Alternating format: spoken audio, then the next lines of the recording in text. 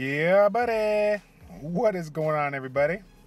It's Childish. We're back at it again with the next epic fail recruitment video. Oh yeah, here we go. So again, guys, if you are new to the channel, thank you for your support and welcome to the channel. The epic fail community is comprised of 3 guilds, 2 competitive guilds and 1 farming guild. We have ourselves Omega and Alpha as our competitive guilds, and we have Beta as our farming build.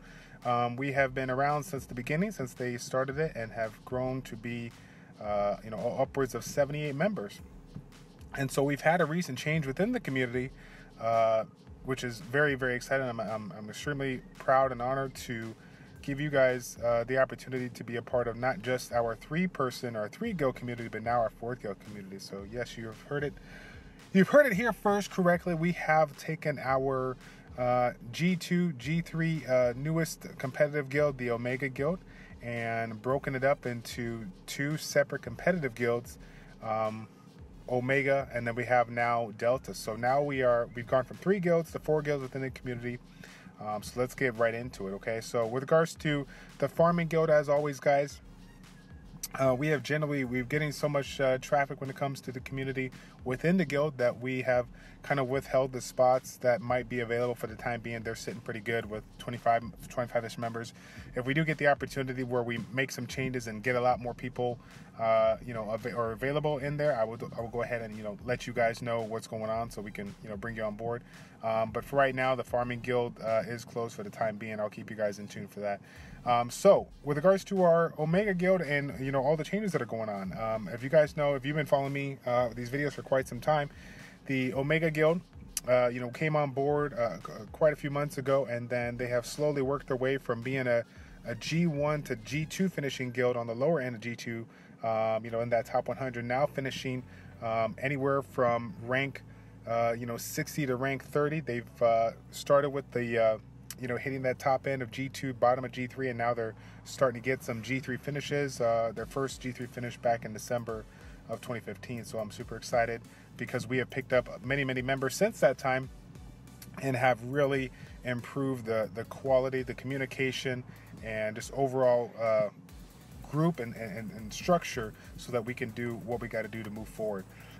So what we did was we kind of analyzed the group, and because we've been sitting at 30 members for quite some time, and for those that have followed us, we've always tried to bring some more people on board with the competitive guild, but it's been pretty tight knit. So now we've decided to kind of look at our crew and talk about what the future is for the group. And so we have some of them that really enjoy the competitive aspect, but their real life doesn't allow them to really go ham on the Saturdays with regards to putting in an extra sword. And then we got another group of people that want to be a little bit more aggressive and get involved in more of the theory crafting and the talking and really putting down all those raid notes that we make note of with regards to some of those Guardian 3 guilds, so that we can really be on our A game when it comes to that last few swords, so we can make sure that we're hitting that G3 rank. So the cool thing about it is, guys, is we looked at the overall performance of the Omega Guild, and when we were looking at asking them if we could go ahead and split it up and make a new section, we had ourselves the opportunity to overlook it, and we noticed that we actually have a nice balance amount of people in both Omega and Delta. So the cool thing about it is, guys, now we're gonna have these 2 competitive guilds, 3 competitive guilds total, but now this the birth of 2 new guilds that are basically the same guild of 1, but we have an amount of players that, as far as the performance and how they do offensively and defensively, it's balanced between both guilds. So there's not going to be any better guilds, so to speak. I just want to put that out there, okay? Now, as far as the requirements go, if you're kind of interested in being a part of a G2, G3 guild, these are the requirements that I've used since the beginning of time, okay? Obviously, our number 1 goal is communication. That has to be the top thing when it comes to everything what we do. We communicate in-game and outside the game within our line group. If you do not use the line app with regards to communication, then unfortunately this is not the guild for you. We have to communicate within our guild, especially with the new guild Delta, which is going to be the competitive side, the aggressively competitive side versus the casual competitive side between the Omega and Delta. We're big advocates of using different tactics that we use in the alpha ranks with regards to that guild. So communication is extremely important. Extremely important. Now, with regards to communication, if you can meet that requirement and make sure that you're using the line app, day in and day out when available, then it comes down to our next kind of level of, checkup on you. Now, we got 5 things that we mainly go after when we're looking to bring people on board, and that's going to be units, runes, the synergy of those teams, those units, your experience, and performance. Okay, so the top 3 things for us: units, runes, and synergy. Okay, and those got to be equally good. Okay, so and let me put it this way: you can have a synergistic team, but if you don't have the high quality runes to match those units, then you're not going to do well in the G2, G3 ranks, right? In addition to that, on the flip side of that, you can have that Zyros, you can have that Wind Monkey King with the best runes in the world, but if you don't have a team that synergizes well with it, it's not going to do what it needs to do, because you have to bring a high quality team to synergize with your 1 or 2 threats in order to do well, not just offensively but defensively. Okay, there's going to be a lot of people coming on board. They're like, but you don't get it, dude. I got a Zyros, right? It's okay. He's OP. Zyros can't do it by himself. He needs that defense break. He needs that will. I mean, he needs a multitude of things. You guys know that. You've seen it all before. It's not just about the units in the rooms. That's a big advocate of it. But units, rune, and synergy, it's like a little triangle of love right there, right? We gotta have it all. We got to have it all. So once we take a look at your units, your runes, we're going to take a look and see if they're synergized. And if they meet those 3 requirements, then we're going to consider the concept of experience as well as performance. We're going to ask you a couple of questions based on, what's your, previous skill, why are you leaving? Why do you think that this skill is going to be a good fit? What's your current experience? Okay. Because the crazy thing about it is, guys, when it comes to moving up in a competitive guild, the one thing that people just is something that they don't want to hear but they need to hear. When moving from a G1 to G2 and G2 to G3 guild, the quality of players exponentially increases, and that's not just from G2 to G3, but from the top 50 G3 to the top 25 G3 and the top 25 G3 to the top 10 G3.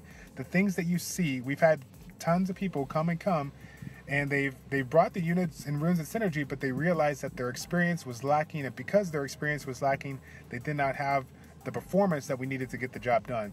That being said, because you have the units and runes and synergy that we feel that might be accurate for you, then we definitely are going to give you the opportunity to showcase that experience, or practice your performance and see how you do.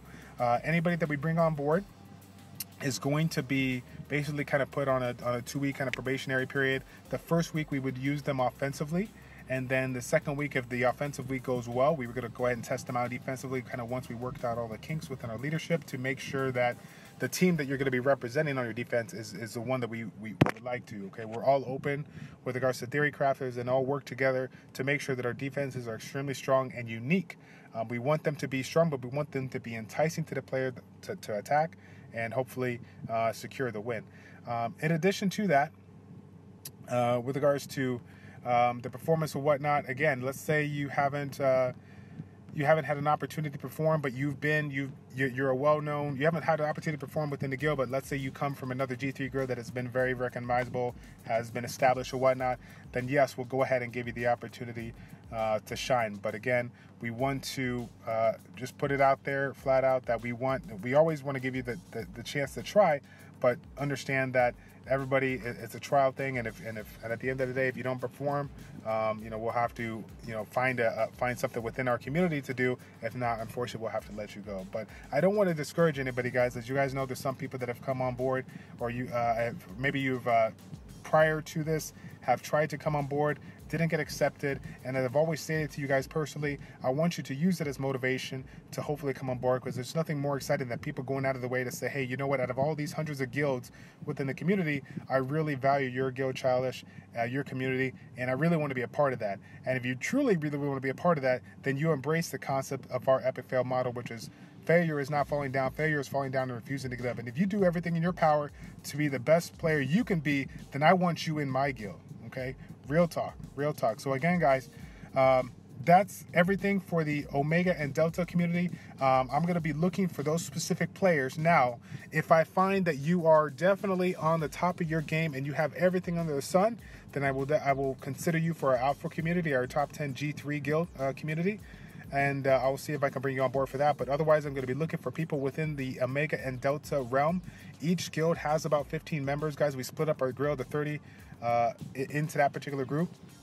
And so now, you know, like I said, they're balanced, and I'm looking to, you know, get a couple, you know, 2 to 3 people, 3 to 5 people within each guild, get you guys sitting at that 20 mark, and start establishing not just 2 guilds in the G2, G3 ranks, but 3 guilds, all 3 guilds, you know, for the future to be in G3. So that is it for the Epic Fail community. Thank you guys again for your support. If you're watching this video, I appreciate your support as always. Thank you all for tuning in.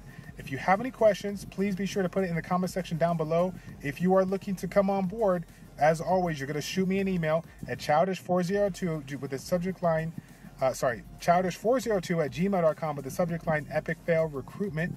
Okay, and then we'll go ahead and get your IGN, have you send me a friend request, and I'd be more than happy to check out your units and runes so that I can try to get you on board before the reset time Sunday night. Please be patient with me as I get anywhere from 15 to 25 people plus when I get these messages, and so it takes a lot of time in addition to doing what I got to do with my family and stuff like that. I am the recruiter for all four communities, all 4 guilds within the community, so I appreciate your patience. Okay, thank you all for tuning in. It's a pleasure to make these videos for you as always. It's your boy Childish or ChildishPlays checking out. Take care. We will see you next time, guys.